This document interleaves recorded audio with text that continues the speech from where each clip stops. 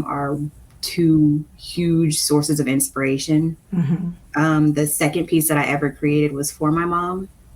And I brought it to her and showed her, and she was like all in love with it. And you know what? If your mom likes it, in my opinion, you're good. Right, Here's right.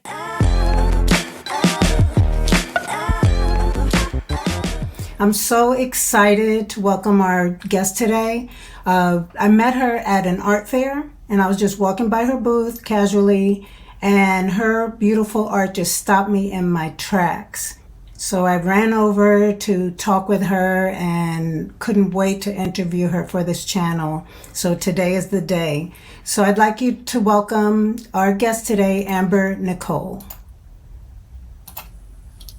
Hi, How you everyone. doing? I'm good. How are you? I'm doing well. I'm so glad we're able to talk today. Like I said, I saw your beautiful art that celebrated Black women and their hair, and I thought it was just so different, so unique. So I couldn't wait to talk to you. So I'm glad that you were able to join us today. Yes, I'm so excited. Anytime I get a chance to talk about art, hair, music, All of that. Maybe you can give me a little quick introduction, and then we can delve into some questions. Yeah. Well, just like you said, I'm Amber Nicole. I am actually born and raised here in Atlanta, and I am a multimedia artist. All that really means is I like to use different forms. So in my case, vinyl records, flowers, vinyl paper to create self-portraits of women that really highlights Black hair in a really cool way. Just to break it down, I've been an artist for about 6 years now. Self-taught, not really, didn't go through the whole art school way. I just kind of played with the passion and just refined it till I got to a point where I could do fairs and then just show my art and spread my message with other people. That's wonderful. Well, Yeah. it's beautiful. You're doing a good job. I was shocked just now to hear that it's only been 6 years and that you're Yeah. self-taught. So that's awesome. Thank you. So I'm curious, what was your very first experience with art? Oh, my very first experience probably was when I was in high school. I knew I had like a creative love, but I wanted to tap into everything. So I was into interior design, I was into drawing, graphic design. And so I always had this love of wanting to create something with my hands. From there, I just kind of became an adult and went down the The adult fun working path? world. Yeah, the adult path. But anytime I got stressed or really needed to like have an outlet and really just come to myself, I would continue to do things like draw and paint. And that's what started this. That's wonderful. So art is like an calming force and outlet, almost meditative, would you say? Absolutely. Oh, That wonderful. and music too. It's a really big source of inspiration for me. So the same way that I feel when I put my headphones on and I can hear the beats and lyrics and sounds, it vibrates inside of me the same way that when I Mm, put a paintbrush and I'm wow. just going on my canvas, that same wavelength. So that gives me brings me to two questions. The first one is, do you have to be like in a particular mood? Can you be like in a funky mood and start and paint and or create and do a good job, or do you have to be in a good mood when you start? Very great question. So when I started my artist journey, I felt like I had to be in like a certain mood in order to go into my studio and create great pieces. The beauty of the journey and my growth is that I learned that that's not always ideal. There are times where my mood may not necessarily be a positive one, or I may be a little down in the dumps today. And so I do still go in the studio, but I take that pressure off of whatever I create today is just to get this, whatever this is, out. Oh, good. And so I take off the idea of this isn't to, be something sold, or this isn't something I'm trying to Okay. spread to the masses. Let's just get it out and see what comes from it.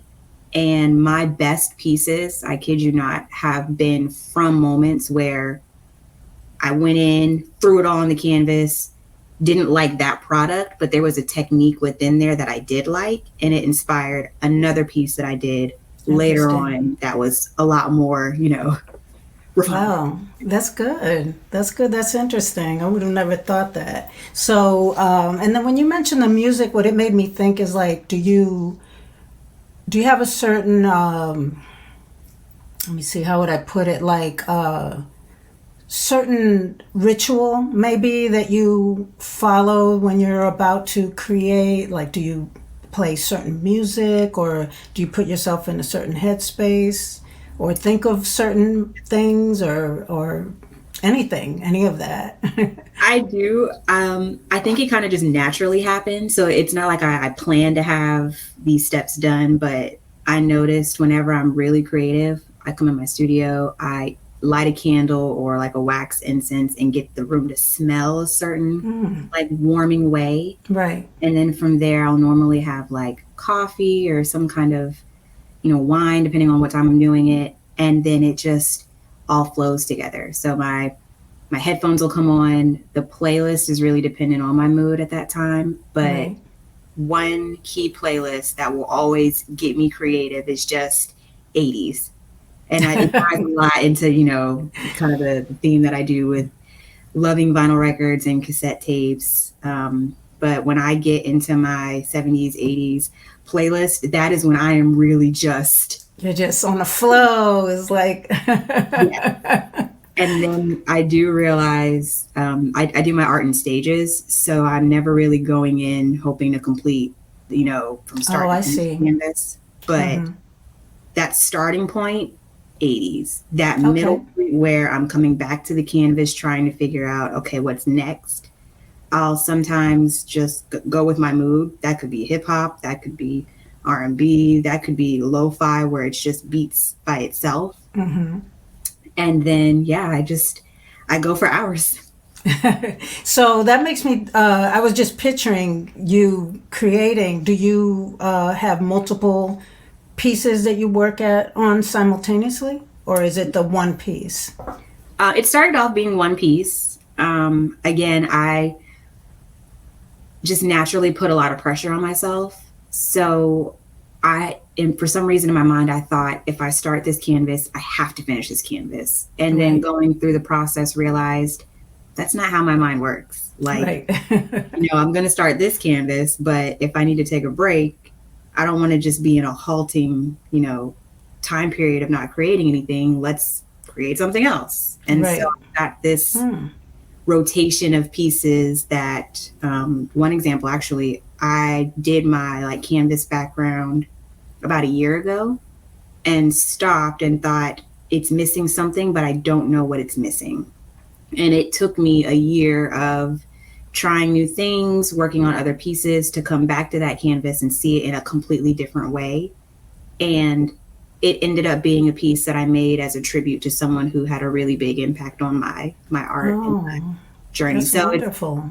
timing is everything. But Right. to get to your point, I definitely will do multiple canvases Right. at one time. That's kind of cool because it makes me think that you're, instead of just like starting and finishing, like you're giving it what you have at this time, and maybe you don't have that to give right now. So I'll put this to the side. I'll come back to it when I have whatever it is. I'm not an artist, but I'm imagining that, I am into creative things. So I know how that can be where you're just working on something and it's just not clicking right at the time. Yep. So, who would you say is your biggest inspiration? Oh, I have so many. So many. So you don't want to narrow it down to one, huh? Well, I definitely can think of a couple. When I think about like my family side, my grandmother and my mom are two huge sources of inspiration. The second piece that I ever created was for my mom. And I brought it to her and showed her, and she was like all in love with it. And you know what? If your mom likes it, in my opinion, you're good. Right, You're right. so Seal of approval. right, got her stamp of approval. I'm good. And then throughout my journey, I'm always going back to words that my grandmother tells me. I'm fortunate to have them both still in my life. So, her telling me to keep going, and, even though it's stressful and there are times where you want to quit, don't. God has a purpose Right. for you. So Wonderful. their words and their love just inspires me to keep going.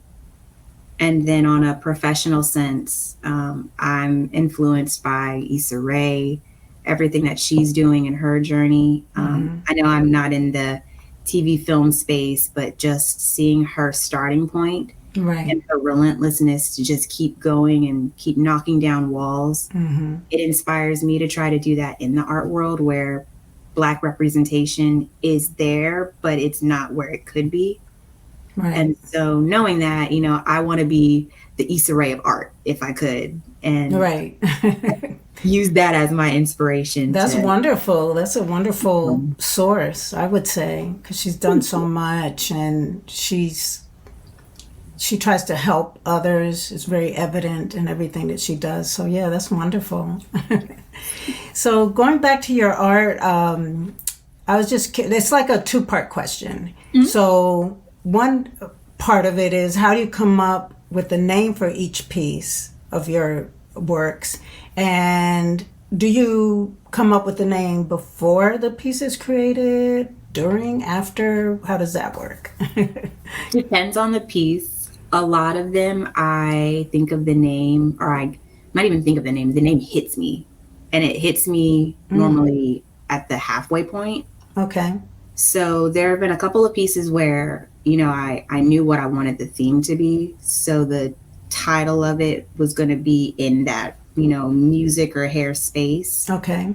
But once I have the colors and the silhouette, the details mapped out a little more in my head, then it's just like, this is the name.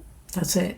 That's it. And rarely do I ever change the name from that point. So it just, when it hits, it hits. This is a weird question, but have you ever thrown out a piece of work, or just started it and just said no and took it apart? And for sure. I definitely have done that. And it's a good thing to do. I will encourage artists to have a day where you create. And like I said earlier, create without that pressure of it being something.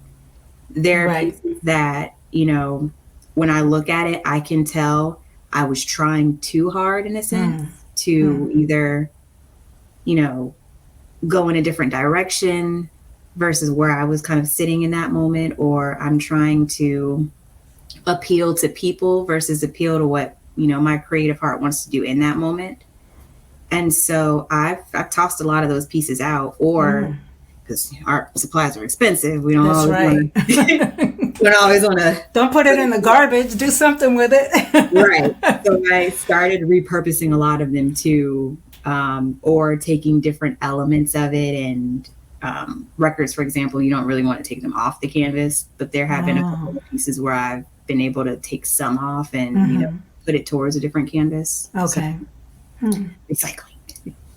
That you mentioning recycling just made me remember a question I wanted to ask you. I kind of think of you as an artist who does some recycling, because you're using old, like, albums, 45s, compact disc, whatever those things are, DVDs, in your work. So, and I see a piece behind you, in fact. Oh, move this way. Yes. Yeah. So that gives an idea of some of your work. And then we have a little slideshow that we're going to look at in a little bit that shows your work as well. Awesome. Yeah. I'm really into preserving. So in my mind, the preservation of music is really important. I have the taste and the playlist that I have because it was passed on through, my family, being around them from a kid to now. And it's something that I want to do too when I get older, just keep preserving and pushing forward what I'm into. And so I didn't mean to do that. Sorry. It's okay. Well, we can leave that on the screen while you talk. Yeah. That's fine. And so every time I talk to people, the number one thing I hear is, oh, I used to have a box of records and I threw them away. And that's so heartbreaking for me to hear, right, because although the records that I use and the records that they're talking about are, damaged or unplayable, there's still memories attached to it. And so that's what I want to keep. You don't want to throw away the memory of where you were when you first bought that record or when you first heard that song or that first concert. How can we make it go through time with us, even if it's not, the hot technology of today? Mm-hmm. And for people who were basically, actually it's come back into fashion, because I was going to say that it's almost like bringing back memories for someone who, like me, actually put those on a record player. I didn't know if 45s are also being recreated now, or is it just albums?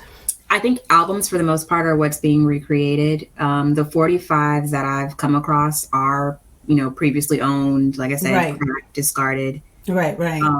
But it's so beautiful to see that connecting point of those who grew up with vinyl records and LPs and that sound of the needle hitting the record. They're able to share a passion with those who are younger, but, seeing record players now out and buying it and getting their first record. Right. I think of, like, on my wall, I've got Kendrick Lamar and, Childish Gambino, Beyonce on vinyl. So right. For me, so it's like art. Yeah. Okay. It's That's art, cool. but I'm still having that same kind of experience that someone else had, even if our generations are different. Right. That's what I want to keep pushing forward. Well, that's good. I like that. And I just wanted to say, this picture that we have on the screen now, this is when I met you. And that piece that's, if you're looking at the screen, it's to the left with the 45s. I stopped I don't know if you remember, but I was just like, whoa, look at that. That is so cool. I'd never seen anything like it. It is so cool. And then the one next to it, which we'll actually see a close-up in a little bit, I think I remember you told me it lights up. Or it has in different lights. It takes on different colors. Was that it? Yes, it does. Okay. So I can go in a little detail on that one. Let me see. I think let's see if I can get to, and we'll come back. Okay. It's not the entire picture. I'm sorry about that, but this is a close-up of where the flowers are. It's perfect. So this piece, it's actually titled Frequency. And I know we talked about how I got the name, so I'll bring you along the story of it. But sorry, I put flowers there because I didn't get the name, but maybe I'll be able to fix that. I'll be able to fix that. You're good. So this piece in particular, I do use flowers, but I also use CDs in the background that still, incorporates the musical elements that I like to play around with. But I also use neon colors. And so when you put this canvas up against black light, it has a completely different look to it. And the story behind this piece is all about frequency and vibration. So in the daylight, it's a very beautiful, calm silhouette portrait, and it represents me on my high vibrational days, if that makes sense. Yeah, totally. When the black light hits, still a very beautiful piece, but you can see the difference in those negative tones. It's a little more electrifying. There's like a deep message to it of not necessarily pain, but going through something. And so that represents me at a negative frequency. Still beautiful, whichever way I tend to be, but it's just the true beauty of me as a person. I'm not going to be the same every single day, but I still am so happy and appreciative of these two sides, these two frequencies that I'm able to live through. So multifaceted Amber and multifaceted art that represents that in you. Okay, I fixed my little mistake. I put the frequency there in the corner. Oh, perfect. So what we're going to do is now go back to where we started, and then go through it like in order. Okay. And if any name is incorrect, just let me know. I'll correct it by putting the proper name in the corner. Okay. So, is this Jilly from Philly? Yes, this is I Jilly. love that name. So I have just a running list of musical influences who just pretty much created playlists the playlist to my life, I guess you could say. And Jill Scott is one of those musical influences to where I'm just in awe. So I was asked to create a custom piece of Jill for a different collector. But from there, I made this separate piece that I wanted to do like my spin on it. And so, yeah, I just went crazy. All of the records that are on her Afro are actually of the greats. So I have Aretha Franklin on there. I think I even tapped into Dionne Warwick. I have a lot on there. And it's been a minute since I've seen them up close. So forgive me if I can't name them all off the top of my head. But the theme was to find other female greats with powerful voices, powerful stories. Diana Ross is on there too, to just highlight that. And she was my first time really feeling like, oh, I know where I'm going with this. Well, I love it, and it looks like her. Yeah, so I use photography based. So this is Okay. actually a portrait of Jill Scott. Okay. Well, you did a wonderful job. Wonderful. Thank you. I love your art. Okay, and this is Press Play. Yes, press play. So this is one of the earlier pieces that I created, and the idea behind this piece is more of a spotlight on my mental health and those moments where I'm super anxious and that grayscale in the background is just the world hitting me. What calms me down the most is just pressing play on whatever song is going to get me through the moment and really feeling connected to that piece or connected to that, space. So press play is all about pressing play on the music, but pausing everything else that could really be affecting you. Oh, that's interesting. I love that. Thank you. And does the yellow have any significance that's also... Yes. So it's actually an inverted play sign. Oh, I see it now. Yep. Okay, cool. Thank you. Okay, and then next we're looking at retrograde. Yes. So retrograde is an ode to actually the piece that I showed behind me. Oh, okay. This was the first one that I created, which was a gift for my partner at the time. Mm-hmm. But after creating, I think I made maybe 5 or 6 other pieces from that first one. I was experimenting with colors like the 2 that you see before, and Right. I just felt a need to go back in a sense and go back to that classic black on black. The hair is what's really the spotlight on it. So retrograde, this piece in particular, is just me going backwards in time and being in that moment.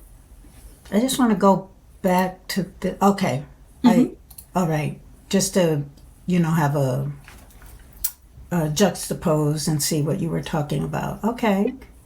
And the next one is Spotless. Spotless. Yeah, this is one of my favorites. So Spotless was where I started to get a little bit more deep into my hair journey in a sense. Mm-hmm. I made this piece in conjunction with another piece that I don't have, but it's a floral piece that's titled Fallback.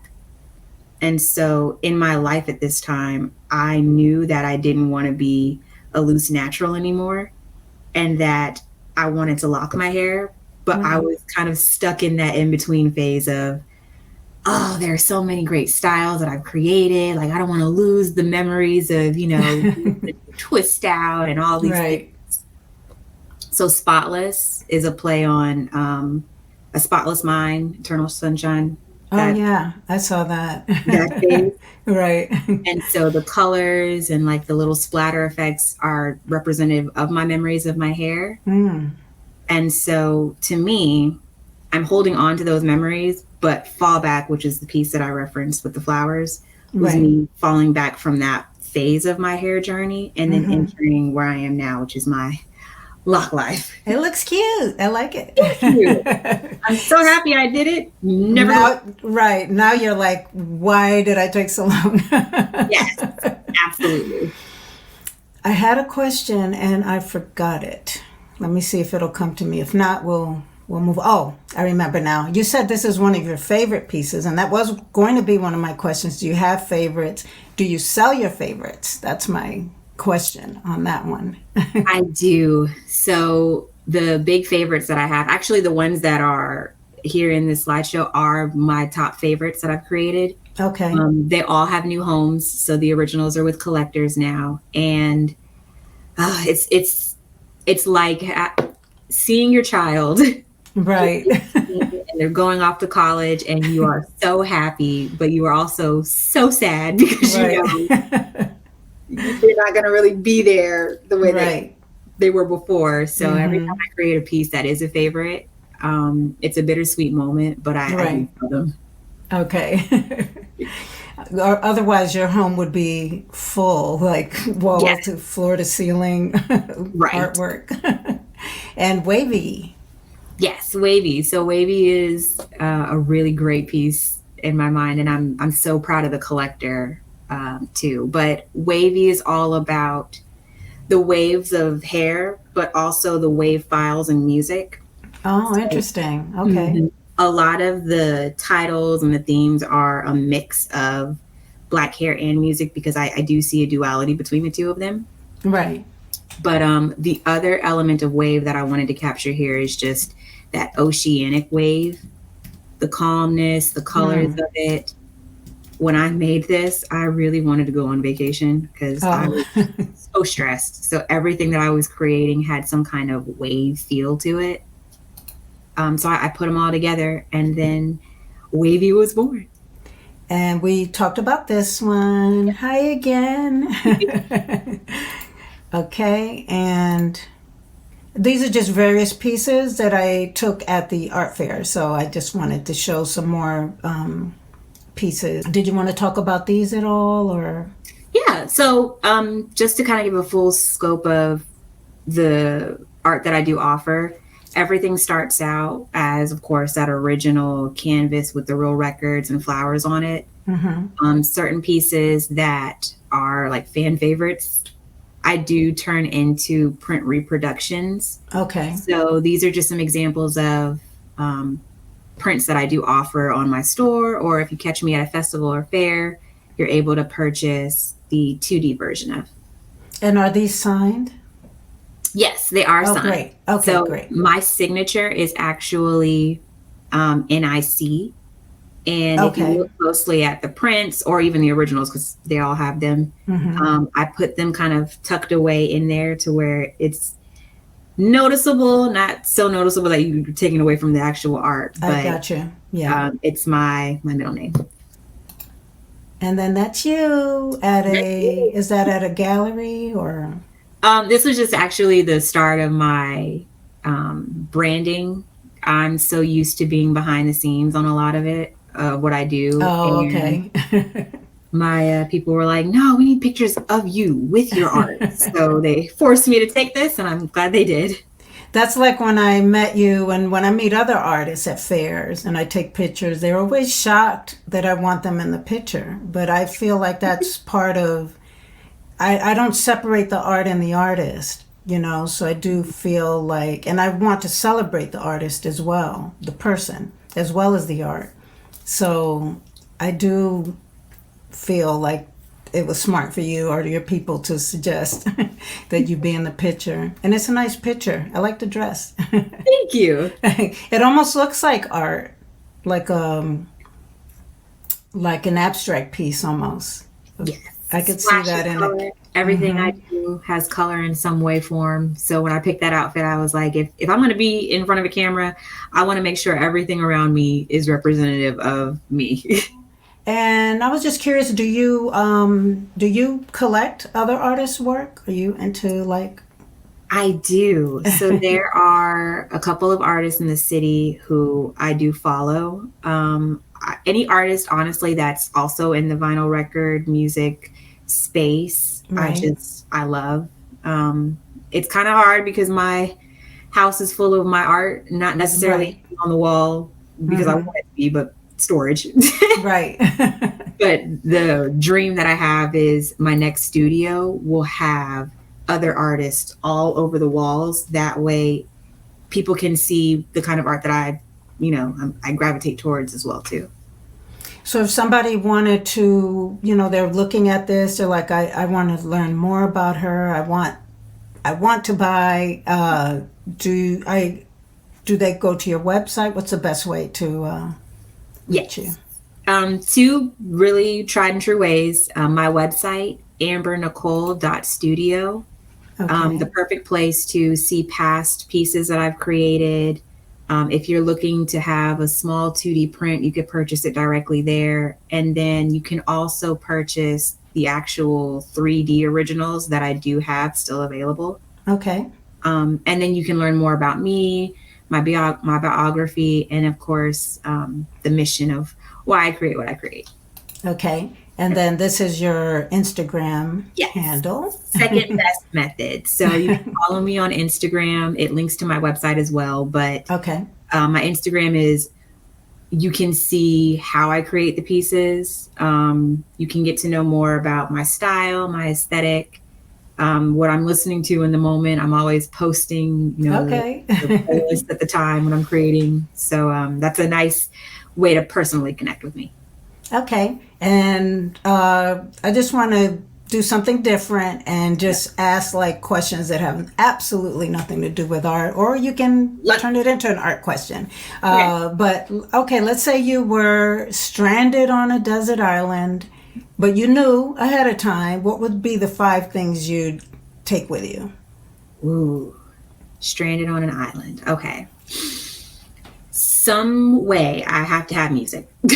I don't know Okay. if, I'll be lucky enough to be able to charge whatever is playing the Right, music, right. but some way I'd have to have that. A good book, maybe a couple of good books. Okay. I do a lot of reading in my spare time, so I can get lost for hours. Any book. Let's see what else. It's very weird, but I'm just going to go with it. I love potatoes. So Okay. if I can have some kind of potato stash, somewhere, Okay. I'll find a way to live off of that. Any particular type of potato? Sweet potato? The yellow potatoes? Just I love them all. potatoes. Any way you can turn a potato into it, all of it. Baked Okay. potatoes, mashed potatoes. It's just been my thing since I was a kid. I love potatoes too, so I get it.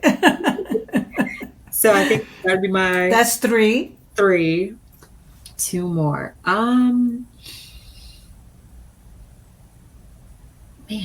it's kind of cheesy. Not cheesy. I It's would not bring cheesy. my boyfriend with me Okay. and my cat. Okay. So we would all, I guess, be That's present. a smart one. A lot of people don't think like bring another person so you're not stuck there by yourself. Yes. And I love to talk, so I would have to have someone who can listen to me Right. Even while if, there. yeah, you need some ears, a set of ears there.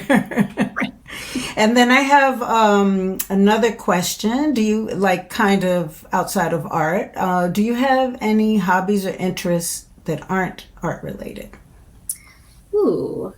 I do. I think one interest is just the outdoors. So Okay. I'm not a hiker or a camper by any means, but I do like being able to just kind of get fresh air, look at the sun. Oh my gosh, like get the heat. I love heat. Hate Sun cold. just So hitting you, the vitamin D. yes.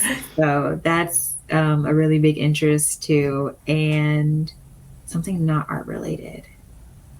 Food. I like just trying interesting food. Okay. Going to restaurants here in Atlanta, there's always a new one popping up that's That's got so some true. kind of theme or they're different from the rest. So that would be the second one. Okay, and then one more. If you could describe yourself just using one word, what would it be? Hmm.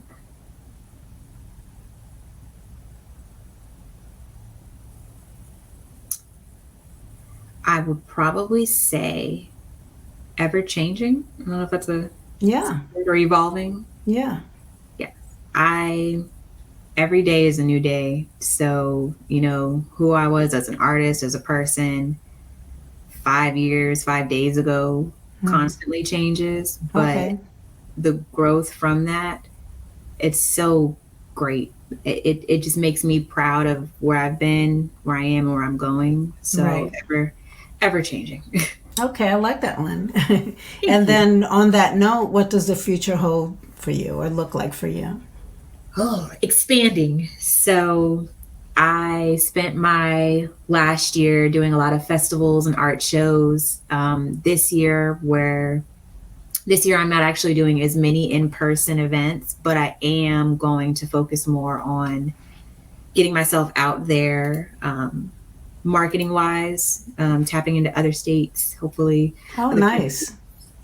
So yeah, doing more of an online presence. Okay, so when you say tapping into other states, going there or just tapping in a way where you can connect online to Both. other events? Okay, So going there, even though I may not necessarily be participating at festivals, right. still being in attendance to a lot of the Okay, art, like the art events that are happening, right, building right. connections with people. Okay, But as far as my art itself, yes, being able to be available to someone who wants to purchase in New York or California or wherever. wherever, really. Overseas. Overseas, yeah, that's Yeah, let's go beyond the US. yes. Okay, well, this has been super, super fantastic. Do you have any events coming up that you'd like to share? Yeah. I would encourage everyone who is in the Atlanta area to stop by the Distillery of Modern Art.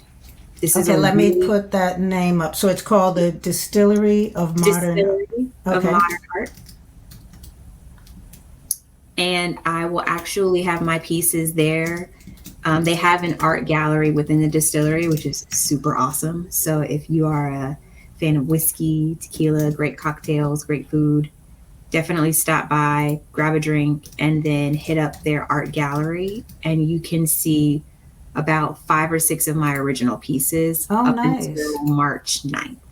Okay, okay, that's exciting. And then again, they can keep up with you on the website. Do you list your upcoming events there?